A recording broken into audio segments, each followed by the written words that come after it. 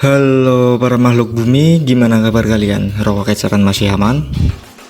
Untuk menemani di jam-jam santai, kali ini saya akan menceritakan cerita tentang apa maning menceritakan tentang cerita.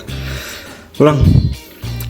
Kali ini saya akan membawakan film dengan tema politik tentang orang-orang yang mengendalikan dan mengatur pemimpin negara dengan judul Siapa di Atas Presiden. Film ini dirilis pada tahun 2014. Dibintangi oleh Rizky Nazar, Reisa Tapi, Doni Damara, Maudy Ayunda, Rudi Salam, Atika Hasyolan, Rio Dewanto, Donna Harun, Didi Sutomo, Akri Patrio, Fauzan Smith, Haikal Kamil, dan Oslo Ramdan. Kayak nge-rap ya. Rizky Nazar, Reisa Tapi, Doni Damara, Maudy Ayunda, Rudi Salam, Atika Hasyolan, Rio Dewanto, Donna Harun, Didi Sutomo, Akri Patrio, Fauzan Smith, Haikal Kamil, dan Oslo Ramdan. YouTube lebih dari TV. Film ini menceritakan tentang Ricky Bagaskoro, siswa SMA tingkat akhir yang sedang mengalami dilema antara mengejar mimpinya menjadi pengajar bagi anak-anak terlantar atau harus mengikuti keinginan sang ayah, Bagas Notologowo, untuk meneruskan pendidikan setinggi-tingginya. Bagas berharap Ricky akan mengikuti jejaknya menjadi seorang politikus. Bagas sendiri adalah seorang ayah yang sedang berjuang menjadi presiden Indonesia periode 2014-2019. Persaingan menuju kursi kepresidenan sangat ketat antara Bagas Notologowo, Faisal Abdul Hamid, dan Samsul Triyadi. Pada semua tahapan diperlukan kehati-hatian, namun ternyata Bagas kurang waspada. Satu keputusan sederhana yang membuat semua impiannya porak-poranda, jungkir balikan semua keadaan dalam waktu sekejap. Bagaimana kisah selengkapnya? Tanpa berlama-lama, mari kita mulai dunia perusahaan hari ini. Sebelumnya, siapkan kopi, pastikan rokok sudah menyala dengan sempurna, dan mari kita simak.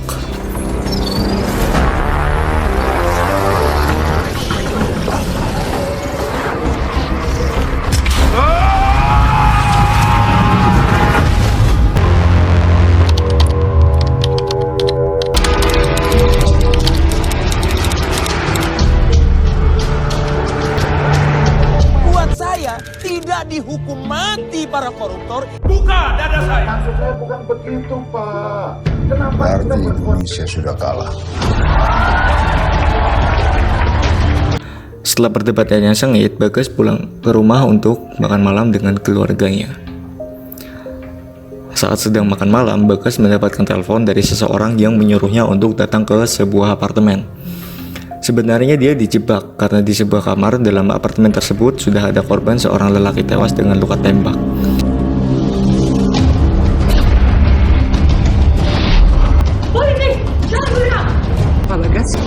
Dia di markas kepolisian, di mana Ricky dan ibunya menemui sang ayah yang dijadikan tersangka dalam kasus pembunuhan. Tersangka. Bagas mengingatkan pada anaknya untuk tidak ikut campur dalam hal ini. Krishna Dorojatun itu adalah seorang. Keesokan harinya, karena rasa ingin membantu sang ayah, Ricky mencari orang yang diceritakan oleh temannya, yaitu Krishna Dorojatun, seorang mantan pengacara yang sekarang menjadi dosen. Dan akhirnya dia menemui Krishna di sebuah kampus. Tuh, ayu mbak. Ini Laras, putri sematawayang saya. Ricky. Laras. Tapi Krishna tidak serta-merta menerima permintaan Ricky menjadi pengacara untuk membantu ayahnya. Gak ada keinginan. Bang, ayolah bang, cuma abang yang paling cocok jadi pengacara papa saya. Cari aja lah yang lain. Tapi Ricky tetap bersikeras untuk meminta Krishna supaya mau menjadi pengacara ayahnya. Krishna pun memberikan tes kepada Ricky tentang pengetahuan dan penalarannya di bidang hukum.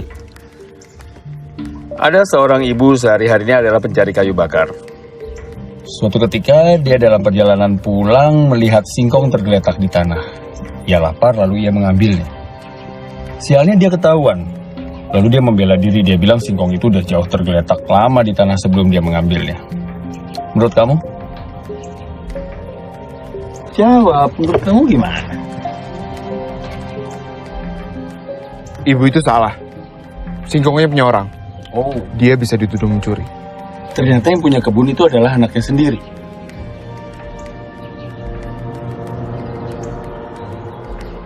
Kecuali anaknya ikhlas, tapi ibu itu tetap salah. Oke. Anaknya lalu menuntut ibunya di pengadilan dengan uang sebesar 10 juta rupiah. Kamu hakimnya. Menurut kamu? Tuntutannya bisa dikurangin. Kamu hakimnya? Saya minta tuntutannya dikurangin. Minta. Kamu hakimnya? Saya akan kurangi tuntutannya. Jadi berapa? 1 juta. Oke, 1 juta. Tapi ibu itu nggak punya uang sebanyak itu. Satu-satunya keluarga yang bisa dipinjemin uang cuma anaknya yang sekarang lagi nuntut dia di pengadilan. Menurut kamu? Sebagai hakim, saya tetap vonis ibu itu bersalah. Kasih tahu sama papa kamu besok. Saya mau ketemu dia. Makasih bang, makasih banyak. Ini kok bisa hilang, Pak? Di lain tempat terjadi hilangnya bukti-bukti dari kejadian pembunuhan Ada dong. yang didalangi orang-orang ini. Ya, kita sebut saja Pak Kumis lah. Dia adalah petinggi dalam kepolisian. Siapa atasan kamu? AKP Yudiman. Pada hari itu juga, atasan Astri dipindah tugaskan secara tiba-tiba. Saya ditugaskan ke Makassar. Tapi sebelum pergi, dia meninggalkan instruksi kepada Astri. Mereka pikir kamu hanya boneka pajangan. Kamu turun langsung ke lapangan. Lindungi keluarga Pak Bagas. Acak pelakunya. Tak usah peduli dengan segala macam inkaran. Laporan tidak harus sama dengan lapangan. Kasih saya berkurang. Ini perintah terakhir saya. Laksanakan. Siap, laksanakan. Ya. Krisna menemui Bagas untuk membahas strategi agar terbebas dari tuduhan. Di lain tempat, Ricky tidak tinggal diam. Dia pergi ke TKP di apartemen. Tapi saat keluar, mereka diikuti oleh orang suruhan Mr. X. Dia adalah orang yang sama yang menyerang Pak Bagas di selnya sehari yang lalu. Beruntung mereka diselamatkan oleh ya inilah orangnya. Oh, metong kali ya. Dan dibawa untuk menghindar dari orang-orang yang mengejarnya. Sayangnya mereka sudah terkepung. Tapi tiba-tiba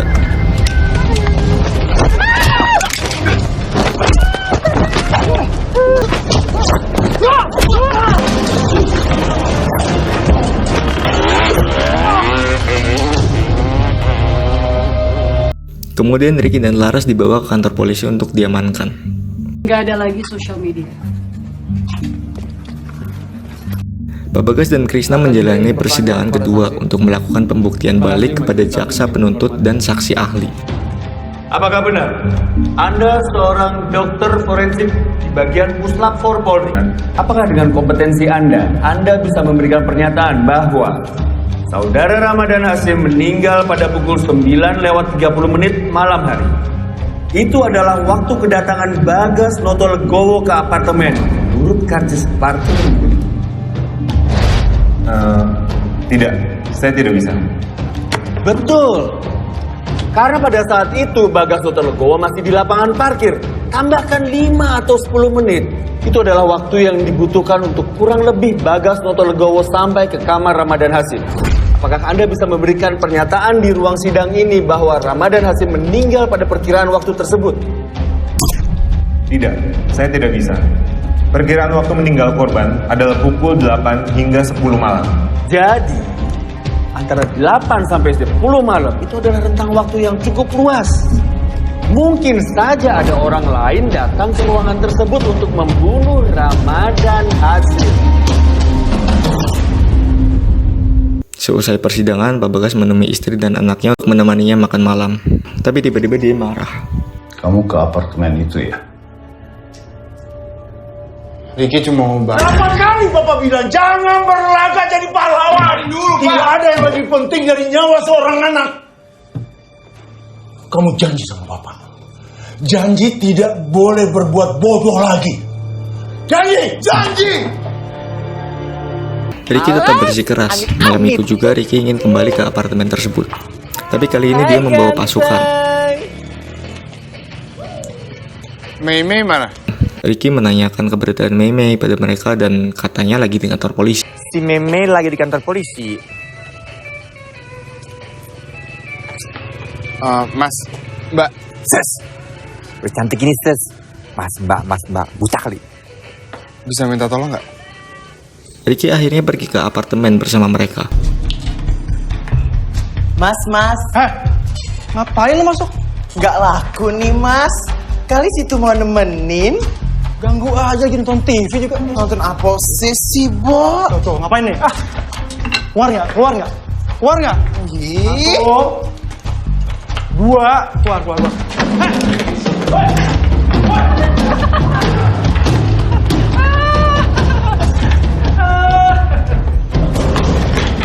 Teman sengsara diketawain. Jahara. Tapi kesuka cowok-cowok yang jahara. Kesannya gahang gitu. Mau ngelawan tante ya? Agak. Pahit, mau asam sedap.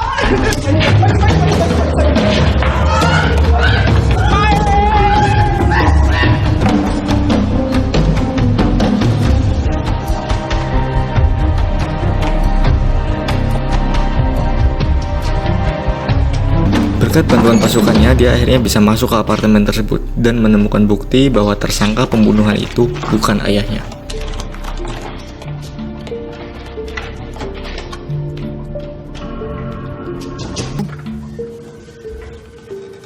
Bapak ngapain Pak di sini? Kepo banget. Dia diinterogasi oleh Astri. Kenapa dia mengikuti Ricky? Ternyata Meme adalah orang suruhan Pak Botak untuk menjaga Ricky. Bos saya. Si Botak. Konro. Makassar. Pak Yudiman. Ya, Dia nyuruh kamu ngapain? aku disuruh ngawasin Satria.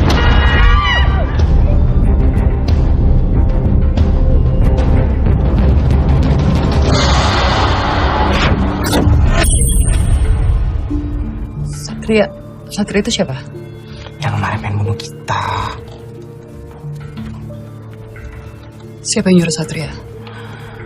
Ini sih menurut firasat aku ya. Ya ampun, Mas. Ngapain sih, Mas? Naksir sama saya ya? Ih. Nungguin di sini terus, ganjen amat sih. Panci. Understand. Understand artinya apa? Paham? Kamu ini cantik-cantik lemot ya. Saat diperingati oleh Astri untuk tidak ikut campur, dia cuek dan tidak peduli akan resikonya. Boleh Mei, kamu menjauh dari urusan ini. Ini urusan berbahaya, ya. Biar kami yang mengurusi. Aku.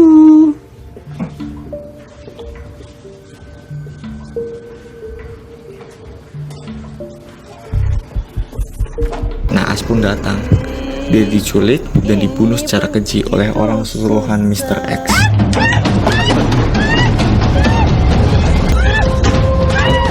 Keesokan harinya Ricky menemui Krishna untuk menunjukkan bukti yang ia temukan.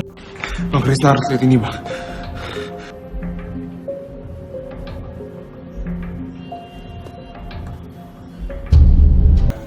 Tapi tiba-tiba ada telepon dari Faisal Abdul Hamid yang sedang bersama Pak Bagas di dalam selnya. Ya, Krishna, iya Pak Bagas. tolong kamu bawa kemari Semua dokumen yang diambil Ricky di apartemen itu. dan saya akan jelaskan ke kamu. Baik. Dia sudah mengetahui kalau Ricky mendapatkan bukti penting dari apartemen dan menyuruhnya untuk memberikan bukti yang ia temukan. Papa tahu dari mana? Pasti ada yang kasih tahu.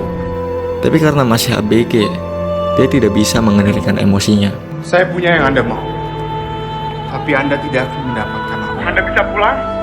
Kasih tahu seluruh keluarga Anda, kasih tahu partai Anda, kasih tahu seluruh pendukung Anda bahwa Anda sudah siap menghabiskan sisa hidup Anda di penjara. Alhasil, Faisal Abdul Hamid menyuruh anak buahnya untuk mengejar, lalu membunuh mereka berdua.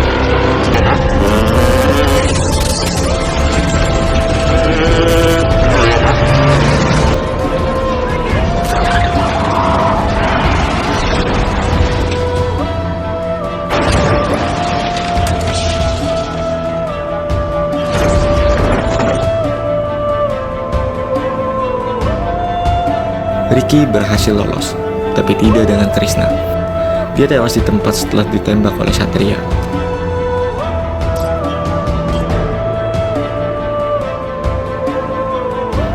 Saat Ricky kembali ke rumah Krishna, semua barang-barang sudah berantakan. Tidak berselang lama, Laras datang dengan histeris menanyakan keberadaan ayahnya.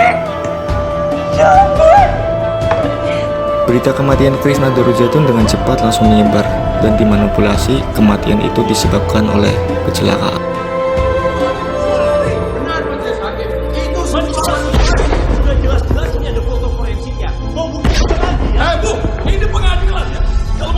Saya sudah tidak punya penasihat hukum. Pak Bagas melanjutkan persidangan sendirian tanpa ditemani oleh pengacaranya. Tapi Ricky tidak tinggal diam. Dia berencana untuk memanfaatkan sosial media supaya dia dipanggil oleh pihak dari televisi. Rencananya berjalan dengan baik. Dia diundang untuk tampil di televisi sebagai wakil dari ayahnya.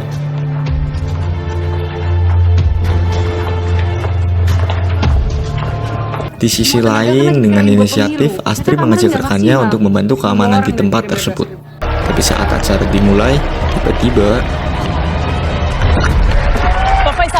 Faisal Abdul Hamid ditembak di tempat. Ricky juga tertembak, tapi hanya mengenai bahunya. Astrid dan rekannya mengejar si penembak itu, yang ternyata dia adalah Satria, orang suruhan dari Pak Kumis.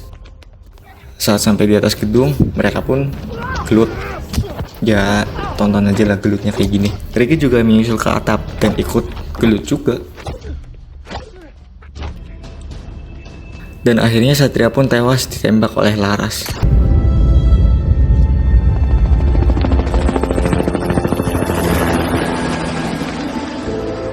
Di dalam selnya Pak Bagas ditatangi oleh Pak Kumis, dan ternyata dia adalah tangan kanan dari Mr. X. Negeri ini sudah aman, nyaman, apalagi yang mau Anda rubah?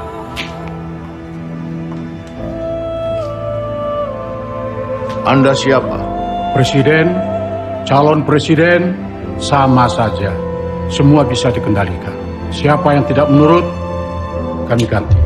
Ternyata Faisal Abdul Hamid awalnya memang dibantu oleh Mr. X, tapi karena tidak mengikuti perintahnya, dia pun dieksekusi. Yang akan jadi calon presidennya itu saya, Pak. Dan saya berhadapan dengan rakyat. Besok waktu kampanye, saya akan turun ke bawah. Lebih dekat sama rakyat. Ya, tapi kendali tetap ada di tangan saya. Sesuai kesepakatan kita. Saya hanya tunduk kepada kedaulatan rakyat. Bukan pada Anda. Seperti dugaanku. Dia tidak bisa dikendalikan. Bereskan dia. Entah itu kepentingan kamu atau orang di belakang kamu. Kamu harus berpihak kepada bangsa ini. Rakyat. Saudara Faisal, saya peringatkan. Kalau saudara masih mengira bahwa seorang presiden bisa mempengaruhi pemilu, saudara salah alamat. Kalau saudara ingin maju jadi presiden, saudara harus jujur dan tegas.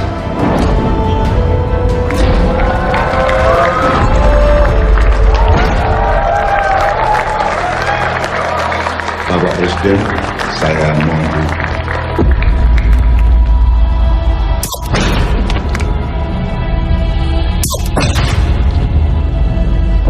Silakan.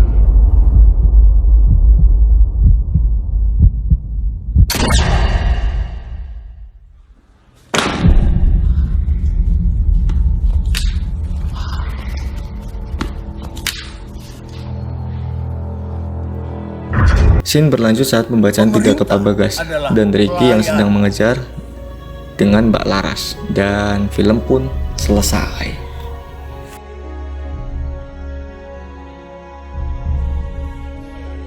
Pak Bagas siap menghadapi semua tantangan. Siap.